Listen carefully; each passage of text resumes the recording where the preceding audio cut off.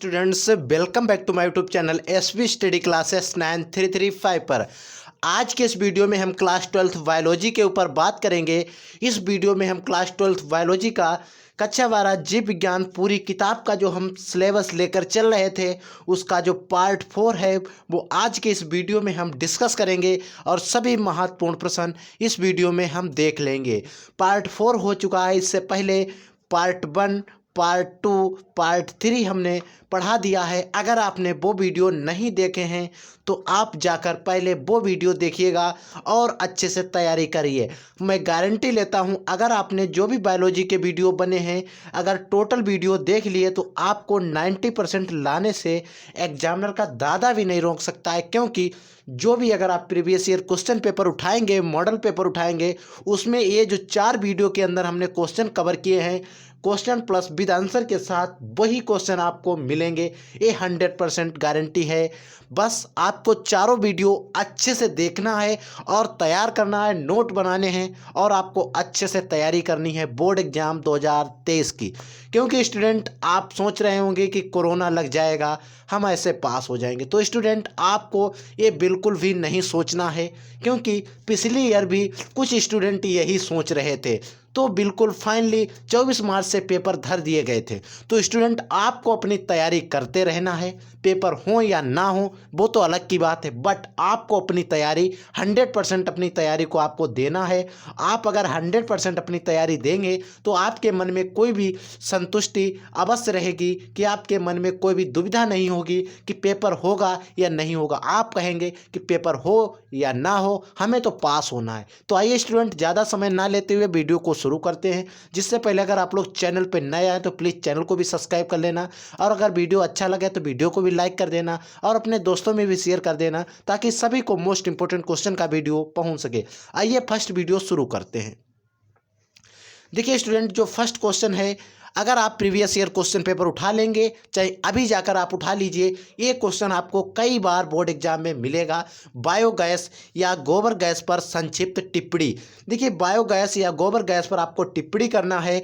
पूछ सकता है बायोगैस या गोबर गैस क्या होता है, इस कुछ भी पूछता है, लेकिन आपको अगर ये शब्द मिलते हैं तो आपको यही आंसर लिखना है। तो आइए देखते हैं। देखिए बायोगैस या गोबर गैस क्या होता है, इसमें क्या होता है, कई गैसों का मिश्रण होता है। लेकिन अगर इसमें सबसे अधिक, देखिए अगर कहीं पर बात की जाए तो अच्छाई की या बुराई की, अधिकता की या कमी की बात की जाती है स्टूडेंट, तो बस हम उन्हीं पॉइंट को याद रखते हैं जो मेन होते हैं। तो अगर इसमें सबसे अधिक मात्रा में बात की जाए तो कौन सी गैस होती है स्टूडेंट, मेथेन, यानी कि हम इसको CH4 भी कहते हैं। देखिए बायोगैस कई गैसों का मिश्रण है, जिसमें क्या होता है अधिक मात्रा में मेथेन होती है। ठीक है, मेथेन जो होती है इसमें अधिक मात्रा में होती है। इसीलिए क्या होता है, इन जीवाणुओं का मेथोनजन, इसमें जो जीवाणु होते हैं, इनके जो जीवाणु होते हैं उन्हें हम क्या कहते हैं, मेथोनोजन कहते हैं।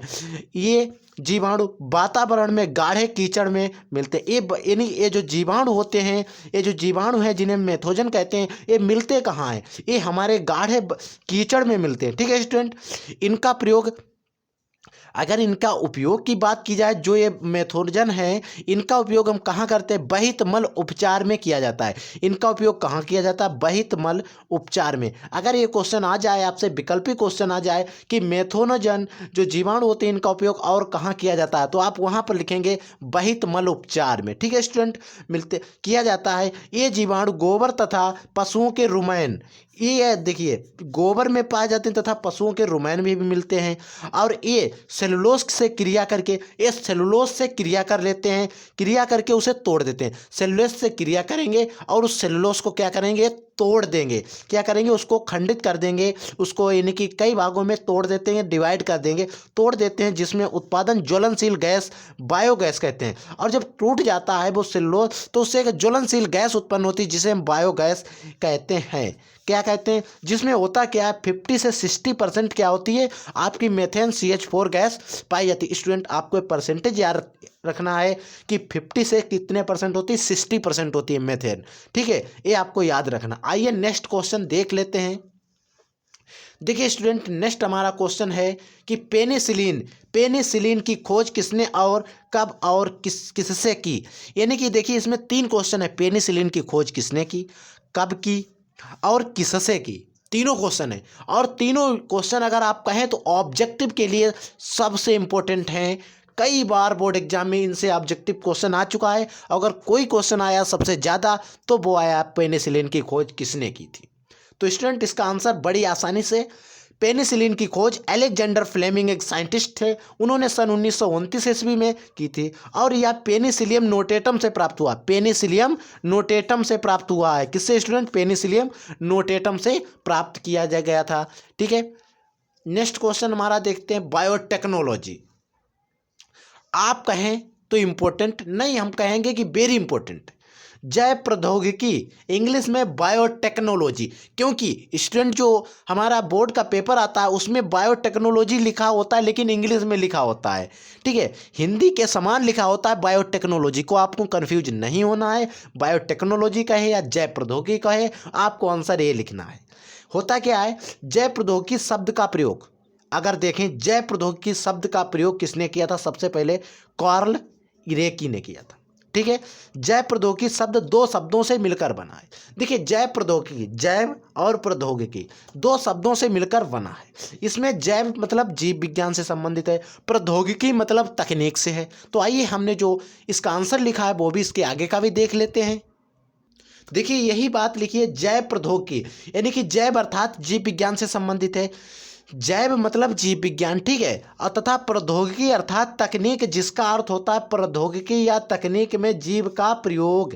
यानी कि जैव प्रौद्योगिकी का अगर पूरा मतलब देखें तो जैव प्रौद्योगिकी या तकनीक में जीव का प्रयोग। तो आई होप स्टूडेंट ये क्वेश्चन आपको अच्छे से समझ में आया होगा।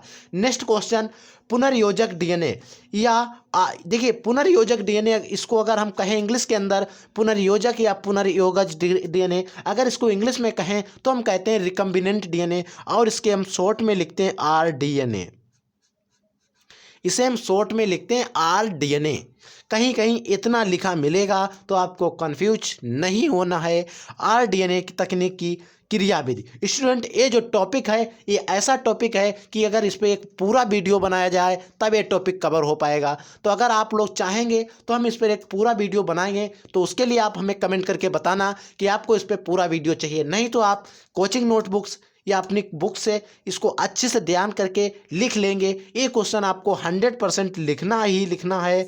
मैं बताता हूँ ये आपके लिए होमवर्क काम रहेगा, लेकिन मैंने इसमें आपको बहुत कुछ बता दिया है। आपको इसमें लिखना क्या है, बहुत सी हेडिंग है, बस इसमें जो मेन हेडिंग है वो लिखना है। आपको एक हेडिंग लिखनी होगी, वंचित यानी कि वंचित जो डीएनए होता है उसको कैसे अलग करना, स्ट्रक्चर एंडोन्यूक्लियस यानी कि आणविक कैंची द्वारा डीएनए के खंडों को काटना, या जेल इलेक्ट्रोफोरेसिस द्वारा डीएनए को अलग करना, पीसीआर, इसको इंग्लिश के अंदर इसका जो फुल फॉर्म होता है पॉलीमरेज चेन रिएक्शन के द्वारा डीएनए की प्रतियां तैयार करना, आरडीएनए का निर्माण कराना, जो हमने पीछे बात की, आरडीएनए का निर्माण करना, और आरडीएनए का जब निर्माण हो जाएगा तो इसे हम पोषक कोशिका में भी भेजना पड़ेगा।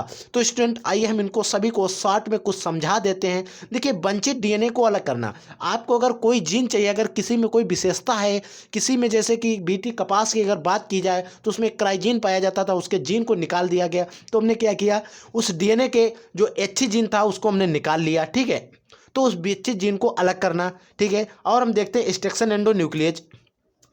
स्ट्रक्चर एंडोन्यूक्लियस यानी कि आणविक कैंची। आणविक कैंची जो होती है वो डीएनए के खंडों को काटती है। तो खंडे को जो काटती है वो एक जो सीक्वेंस से पहचानती है, घटक GAATTC, GAATTC एक सीक्वेंस होता है, उसे पहचानती है, वहीं से काटती जी और टी के बीच से। ठीक है स्टूडेंट, और हम बात करते हैं जेल इलेक्ट्रोफोरेसिस द्वारा डीएनए के खंडों को अलग करना। होता क्या है, जेल इलेक्ट्रोफोरेसिस द्वारा डीएनए के खंडों को अलग किया जाता है। एथिडियम ब्रोमाइड में इनको भिगोया जाता है तो ये पिंक कलर के दिखाई देते हैं। तो उसमें छोटे कण नीचे पहुंच जाते हैं और जो बड़े कण होते हैं डीएनए के वो ऊपर रह जाते हैं, उनको अलग कर दिया जाता है। पॉलीमरेज चेन रिएक्शन द्वारा डीएनए की प्रतियां तैयार करना, इससे क्या होता है, डीएनए का डबल प्रतियां तैयार की जाती हैं। आरडीएनए का निर्माण और उसको लेकर किसी वेक्टर के साथ जोड़ दिया जाता है तो अब हमारा आरडीएनए बन जाता है, और आरडीएनए बन जाता है तो उसको हम किसी भी पोषक कोशिका में प्रवेश करा देते हैं। तो स्टूडेंट ये शॉर्ट में समझा दिया, आप इसको अच्छे से लर्न करेंगे और लिखेंगे। आइए नेक्स्ट क्वेश्चन देख लेते हैं, जेनेटिक इंजीनियरिंग। हिंदी में इसको कहें तो हम कहेंगे आनुवांशिक इंजीनियरिंग, इसको इंग्लिश में जेनेटिक्स इंजीनियरिंग। ये भी क्वेश्चन सेम इंग्लिश का हिंदी में लिखकर पूछ देता है एग्जामिनर, बच्चे को कंफ्यूज कर देता है, स्टूडेंट उसको छोड़ के चलाता है। बस आपको कंफ्यूज नहीं होना है। मैं कहता हूँ, बार बार कहता हूँ कि आपको कंफ्यूज नहीं होना है। अगर आप बोर्ड एग्जाम में कंफ्यूज हो गए, समझो आपका पेपर गलत हो गया। बस आपको कॉन्सेप्ट क्लियर होंगे तो आप किसी भी क्वेश्चन को अच्छे से अच्छे लिखेंगे, क्योंकि हम जो भी क्वेश्चन का आंसर लिखते हैं वो अपने कॉन्सेप्ट से लिखते हैं। किसी भी किताबी भाषा आपको मेरी पूरे सभी वीडियो में नहीं मिलेगी। बस हम अपने जो हमारा एक्सपीरियंस है उसी को हम क्वेश्चन के अंदर दर्शाते हैं और आपको अच्छे से अच्छे सरल से सरल कंटेंट प्रोवाइड कराते हैं। देखिए, आनुवंशिक इंजीनियरिंग क्या होती है? जो आपका आनुवंशिक यानी कि हमारा जेनेटिक्स से संबंधित है। होता क्या, आनुवंशिक पदार्थ क्या होता है? डीएनए होगा या आरएनए होगा, दो ही है आनुवंशिक पदार्थ, डीएनए या आरएनए। इससे पहले बहुत चलता था कि प्रोटीन भी होगी, कई प्रयोग हुए बार्ट्स यानी कि जो कई प्रयोग किए गए, एब्री मैकर्ड और मैकार्टी ने किया, हर्शे और चेज ने किया, ग्रिफिथ का रूपांतरित प्रयोग, कई प्रयोग हुए ऐसे। तो उसमें कोई वैज्ञानिक कहते थे कि नहीं प्रोटीन आनुवंशिक पदार्थ है, कोई कहता था नहीं डीएनए आरएनए है। तो हर्शे और चेज ने, जो वैज्ञानिक थे, उन्होंने सर्वमान्य रूप से प्रमाणित कर दिया था कि यानी कि डीएनए या आरएनए ही आनुवंशिक पदार्थ होता है। ठीक है, प्रोटीन नहीं होती है बस। तो होता क्या है, इनकी संरचना में कुछ परिवर्तन कर डीएनए आरएनए की जो प्राथमिक यानी कि प्राइमरी यानी कि प्राकृतिक संरचना जो होती है उसमें कुछ परिवर्तन कर देते हैं और किसी पोषक कोशिका में उससे प्रवेश कराना। किसी जो पोषक कोशिका या आप जिसको लेंगे वो पोषक ही होगा, तो उसमें क्या करते हैं, उसको हम प्रवेश करा देते हैं, जिससे अनेक उसमें क्या होते हैं, फिनोटाइप। देखिए, फिनोटाइप को हिंदी में कहते हैं लक्षण प्रारूप। आप कैसे दिखते हैं तो वो आपका लक्षण ही तो है कि आप काले हैं, गोरे हैं, टेढ़े हैं, बेड़े हैं, कुछ भी स्टूडेंट हैं, लेकिन आपका वो लक्षण ही तो है, वो आपको बाहर से दिखता है ना। तो उसमें क्या होता है, लक्षण प्रारूप में इच्छित परिवर्तन किया जा सके, उसे जेनेटिक इंजीनियरिंग या आनुवंशिक इंजीनियरिंग कहलाती है। तो स्टूडेंट, आई होप ये भी क्वेश्चन आपको अच्छे से समझ में आया होगा। नेक्स्ट क्वेश्चन है बायोरिएक्टर। बायोरिएक्टर को ही हम जैव रिएक्टर कहते हैं। बायोरिएक्टर जो होता है उसे ही हम जैव रिएक्टर भी कहते हैं। बायोरिएक्टर या जैव रिएक्टर, आपको कंफ्यूज नहीं होना है। फिर मैं कहता हूं, आपसे बायोरिएक्टर पूछे तब भी नहीं, जैव रिएक्टर पूछे तब भी नहीं, लिखना आंसर यही। तो होता क्या है, बायोरिएक्टर या जैव रिएक्टर। देखिए, किसी भी चीज़ को अगर आपको कंफ्यूज नहीं होते हैं तो वो आपसे गलत हो जाती है। ठीक है, तो बायोरिएक्टर या जैव रिएक्टर की बात करें तो एक ऐसा माध्यम होता है जिसमें आप किसी भी चीज़ को ग्रो करा सकते हैं। आप यानी कि नर्सरी यानी कि जो जहाँ पर प्लांट बनते हैं, प्लांट की कटिंग की जाती है, तो वहाँ आप गए होंगे, तो वहाँ पर आप लोगों ने देखा होगा कि कुछ प्रोडक्ट होते हैं, कुछ इनके जो यानी कि प्रोडक्ट या बर्तन होते हैं, उन्हीं में पेड़ों को उगाते हैं। तो उसमें क्या होता है, कुछ उनके जो पेड़ों के लिए जो मिनरल्स या जो न्यूट्रिएंट्स चाहिए वो उसमें उपस्थित होते हैं, तभी तो पेड़ उसमें अच्छे से ग्रो कर पाते हैं। बस वही चीज़ है बायोरिएक्टर में। आप समझ लीजिए, व्यावसायिक दृष्टि से क्या, व्यावसायिक दृष्टि से इच्छित उत्पाद के अधिक उत्पादन के लिए, देखिए हमारा जो इच्छित उत्पाद है, हमें जो उत्पाद चाहिए उसके अधिक उत्पादन के लिए बायोरिएक्टर का उपयोग किया जाता है। देखिए, बायोरिएक्टर या जैव रिएक्टर का उपयोग किया जाता है।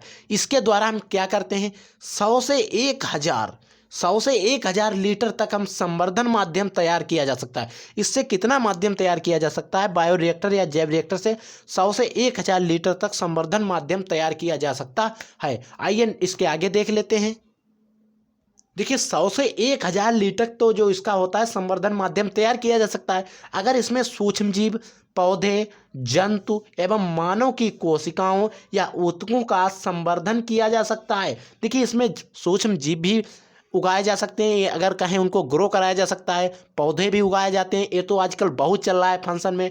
जंतुओं एवं मानव की कोशिकाएं, मानव की एक सेल्स ले ली, उससे बहुत सेल्स बनाए जाते हैं, या ऊतक से पूरा आप देखते हैं कि सूक्ष्म प्रवर्धन आपने पढ़ा होगा, माइक्रो प्रोपिगेशन जो फर्स्ट चैप्टर था वो इसमें इस साल बायो के 30% सिलेबस में हट गया, लेकिन बहुत इंटरेस्टिंग स्टूडेंट चैप्टर था। तो उसमें बायो संवर्धन एक टॉपिक था, बहुत अच्छा टॉपिक था, उससे लगभग हर वर्ष क्वेश्चन भी आते थे। लेकिन इस बार आपके बोर्ड एग्जाम में जो 30% सिलेबस कट हुआ है उसमें हट गया वो चैप्टर, इसीलिए हमने उस चैप्टर का वो क्वेश्चन मेंशन नहीं किया। तो वो भी क्वेश्चन बहुत इंपॉर्टेंट था, वहीं से है। अगर आपने वो पढ़ा होता जैव संवर्धन या सूक्ष्म प्रवर्धन तो आपको समझ में आ जाता है।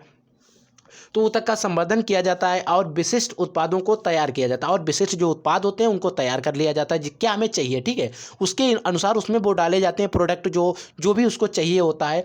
बायोरिएक्टर दो प्रकार के होते हैं। आप देखिए बायोरिएक्टर दो प्रकार के होते हैं। अगर बात करें बायोरिएक्टर होते हैं तो दो प्रकार के होते हैं। नंबर एक साधारण बिलोडन हाउस रिएक्टर।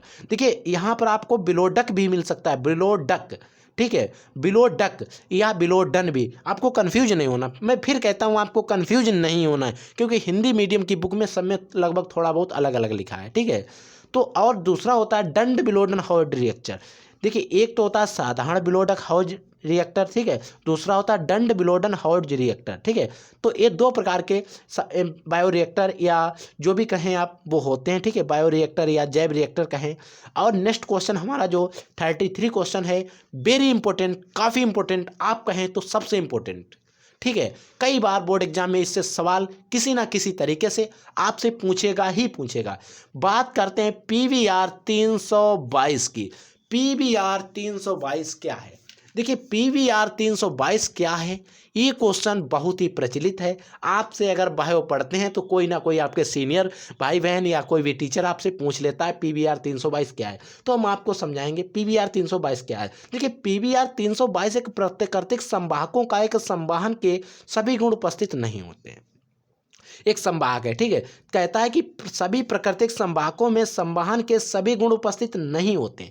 बात समझिए, प्राकृतिक के सभी संवाहक यानी कि जो प्राकृतिक के जो संवाहक होते हैं यानी कि संदेश ले जाने वाले होते हैं, उनमें संवहन सभी संदेशों को ले जाने के सभी गुण उपस्थित नहीं होते हैं। होता क्या है, इसमें आवश्यकता अनुसार जीन को जोड़कर, इसमें PVR 322 में, ठीक है, आप इससे सेंस लगाना कि इसमें सभी आवश्यकता अनुसार जीनों को जोड़कर अवांछित जीन को हटाकर जो हमें जीन चाहिए उनको हम जोड़ देंगे, जो हमें नहीं चाहिए उनको हम हटा भी देंगे, और एक आदर्शक संवाहक तैयार किया जाता है जिसे PVR 322 ई कोलाई बैक्टीरिया से तैयार किया गया। अगर बात करें PVR 322 कैसे तैयार किया गया, तो ई कोलाई एक बैक्टीरिया था, उससे हमें ये तैयार किया गया, ई कोलाई से तैयार किया गया, ठीक है। इसमें होता क्या है, आप कहेंगे P क्या है, B क्या है, R क्या है, 322 क्या है, तो हमने उसके लिए भी एक बहुत अच्छा, देखिए P क्या है, P बैक्टीरिया के प्लाज्मिड से लिया गया। प्लाज्मिड इसको हम वेक्टर कहते हैं, प्लाज्मिड को हम कहते हैं वेक्टर, हमें इस अभी पढ़ाएंगे आगे। B क्या है, बी वैज्ञानिक के नाम पर लिया गया, वैज्ञानिक नाम था बोलीवर, वैज्ञानिक के नाम से ए वाला बी लिया गया। आर क्या किया गया, आर रोड्रीगेज से लिया गया है, आर जो है रोड्रीगेज से लिया गया है। लेकिन अब बात आती है 322 की स्टूडेंट, तो हम 322 को भी देख लेते हैं। 322 इसका एक क्रमांक नंबर है। क्या है स्टूडेंट, क्रमांक नंबर, जैसे आपका रोल नंबर होता है, आप वहीं से समझेंगे इसका 322 जो है वो क्रमांक नंबर है। इस संभाग में दो प्रतिजैविक एंटीबायोटिक्स हैं। प्रतिजैविक को इंग्लिश के अंदर हम एंटीबायोटिक्स कहते हैं। इनके जो एंटीबायोटिक्स हैं वो क्या है, देखिए टेट्रासाइक्लिन तथा एम्फीसिलिन के में प्रतिरोधक क्षमता पाई जाती है। देखिए इसमें होता है क्या, टेट्रासाइक्लिन या एम्फीसिलिन के लिए इसमें क्या होती है, प्रतिरोधक क्षमता जो होती है वो पाई जाती है। अब हम बात करते हैं, बार बार यहाँ पर आगे क्वेश्चन आ चुका है कि प्लाज्मिड से लिया गया, लेकिन प्लाज्मिड होता क्या है, प्लाज्मिड से तो लिया गया, लेकिन अगर बात करें प्लाज्मिड की तो प्लाज्मिड क्या है, तो प्लाज्मिड क्या है हम उस पर देख लेते हैं।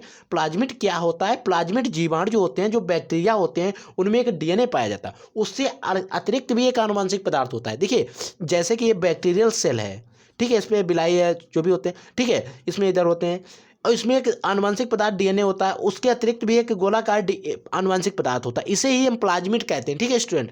जो प्लाज्मिड होता है वो होता है वेक्टर, इसको हम इंग्लिश में कहते हैं वेक्टर, ठीक है। तो क्या होता है, आनुवंशिक पदार्थ के अतिरिक्त जो आनुवंशिक पदार्थ वृत्ताकार जो DNA पाया जाता है उसके अतिरिक्त अणु प्लाज्मिड कहलाता है, उससे अतिरिक्त जो पाया जाता है उसे ही हम प्लाज्मिड कहते हैं। फिर समझिए कि जीवाणु की जो सेल्स होती है, जीवाणु में आनुवंशिक पदार्थ तो सभी में होता है जो उनके एक पीढ़ी से दूसरी पीढ़ी में पहुंचता है, ठीक है, आनुवंशिक लक्षणों को पहुंचाता है। लेकिन अगर उसमें आनुवंशिक पदार्थ के भी अतिरिक्त कुछ बात की जाए तो जो होता है वो होता है प्लाज्मिड, उसे ही हम वेक्टर कहते हैं। और उसका उपयोग हम किसके लिए करते हैं, किसी भी जीन यानी कि किसी उसमें क्या करते हैं, किसी भी जीन को जोड़ देते हैं और अन्य कोशिका में प्रवेश करा देते हैं। तो आई होप ये क्वेश्चन प्लाज्मिड और PVR 322 दोनों आपको अच्छे से समझ में आए होंगे। आइए नेक्स्ट क्वेश्चन 35 देख लेते हैं। देखिए स्टूडेंट नेक्स्ट क्वेश्चन और सबसे अच्छा क्वेश्चन, पुनर्योजक DNA क्या है, पुनर्योजक डीएनए हमने पीछे बात की थी आरडीएनए की, लेकिन आरडीएनए क्या है हमने पीछे भी बताया, लेकिन इस पर एक क्वेश्चन भी आ गया, बहुत अच्छा क्वेश्चन, सेम इसी प्रकार से बोर्ड में पूछ देता है, तो हमने सोचा क्यों ना इस पर पूरा क्वेश्चन ही बता दिया जाए।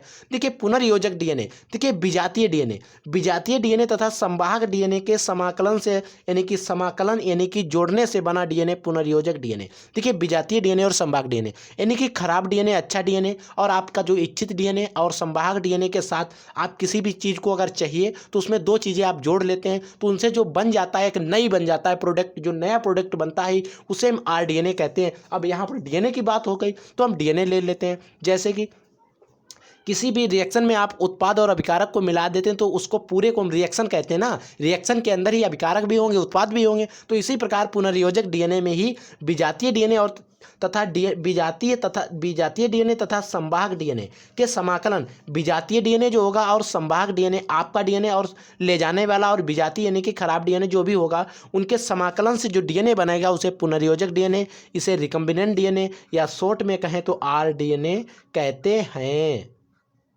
स्टूडेंट आरडीएनए कहते हैं। क्या कहते हैं? आरडीएनए।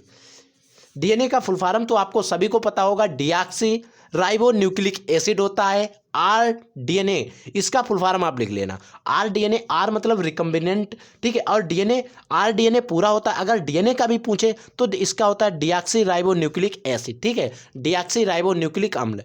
और आरएनए का अगर आपसे पूछे आरएनए का, आरएनए को तो इसका होता है ribo nucleic acid, ribo nucleic अम्ल। नेक्स्ट क्वेश्चन है, किस वैज्ञानिक ने कृत्रिम जीन संश्लेषण किया था?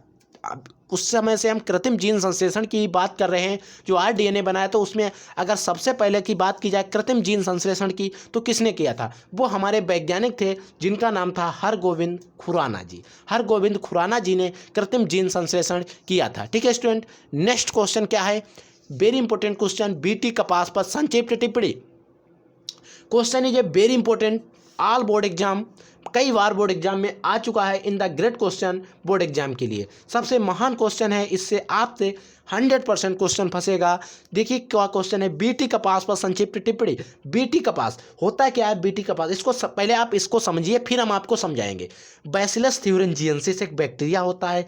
बैक्टीरिया में क्राई जीन को निकाल कर पौधे में ट्रांसफर कर दिया गया, जिससे क्या होता है, कपास में जहर बनने लगता है और कीटों द्वारा कपास को खाने पर कीटों की मृत्यु। देखिए स्टूडेंट समझिए, बैसिलस थ्यूरिंजिएंसिस क्या होता है? बैसिलस थ्यूरिंजिएंसिस एक बैक्टीरिया होता है जो मृदा में पाया जाता है। ये बैक्टीरिया कैसा होता है? छड़ा आकार का होता है।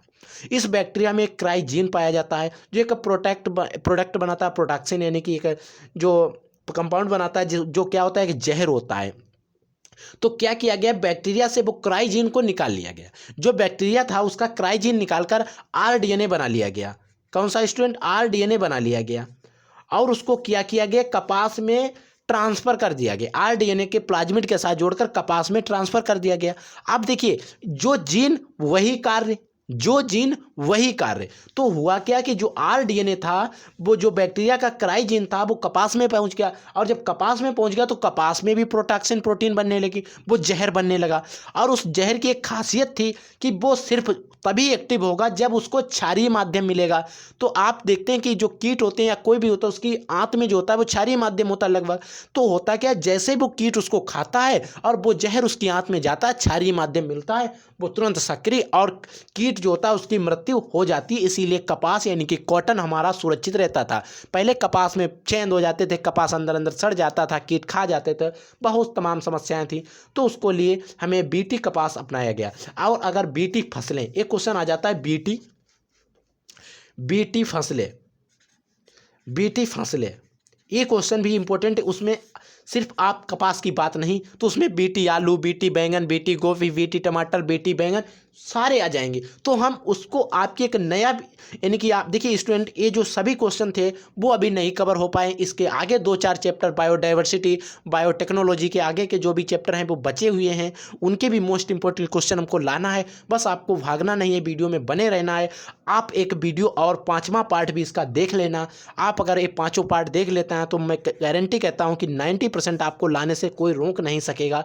बस आपको पाँचों पार्ट अच्छे से देखना है और नोट करना है। उसमें हम कवर करेंगे बीटी फसलों के बारे में। उसमें हम बीटी फसल में बीटी कपास, बीटी आलू, बीटू बैंगन, बीटू गोभी, बीटू टमाटर, सभी यानी कि जो भी बीटी से लगभग क्वेश्चन है वो सभी हम कवर कर लेंगे। और उसके आगे से प्रतिरक्षा वाले हैं और जो भी सहजीविता, सहभोजता, धनात्मक परोपकारिता, जो भी क्वेश्चन बचे हैं सब हम कवर करेंगे। बस आपको वो वीडियो देख लेना है और आपको जो भी वीडियो 1, 2, 3 और चौथा ये है, आप सभी वीडियो स्टेप बाय स्टेप शुरू से लेकर अंत तक देखिएगा, तब आपको पूरा बुक समझ में आ जाएगी, आप समझ जाएंगी। और अगर आपने पूरे वीडियो देखे तो आप अगर नोटबुक या आप प्रीवियस ईयर क्वेश्चन पेपर उठाएंगे तो लगभग 90% क्वेश्चन आपको यहीं से मिल जाएंगे, ये मैं गारंटी कहता हूँ। तो आप लोग मेहनत करिए, आगे बढ़िए। हम मिलेंगे एक नए वीडियो में एक 5वें टॉपिक के साथ। तब तक के लिए स्टूडेंट जय हिंद।